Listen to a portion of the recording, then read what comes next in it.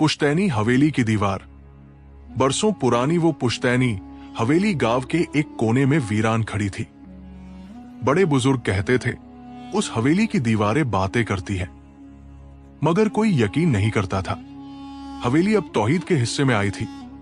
शहर से लौटे इस पढ़े लिखे नौजवान ने सोचा कि इसे गिरा कर नई कोठी बनाएगा, लेकिन जब वो पहली रात वहां ठहरा, उसे दीवार में एक हल्की सी दरार दिखी, बिल्कुल बीचों बीच। अगली सुबह उस दरार से एक पीला कागज बाहर झांक रहा था। तौहीद ने उसे निकाला।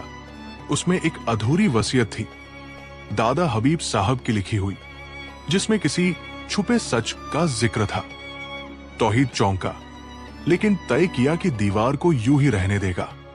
अगले साल दीवार में दूसरी दरार पड़ी और एक पुरानी तस्वीर मिली, जिसमें एक अजनबी बच्चा था, जिसे किसी ने भी घर का हिस्सा नहीं माना था। तीसरे साल दीवार से एक छोटी सी चूड़ी निकली और घर की नौकरानी फातिमा की याद आई, जो एक दिन अचानक गायब हो गई थी और सबने मान लिया था कि वो भाग गई। हर साल दीवार एक दरार लेती रही और हर दरार से एक टुकड़ा बाहर आता रहा, एक कहानी का जो अधूरी थी मगर जख्म देती थी।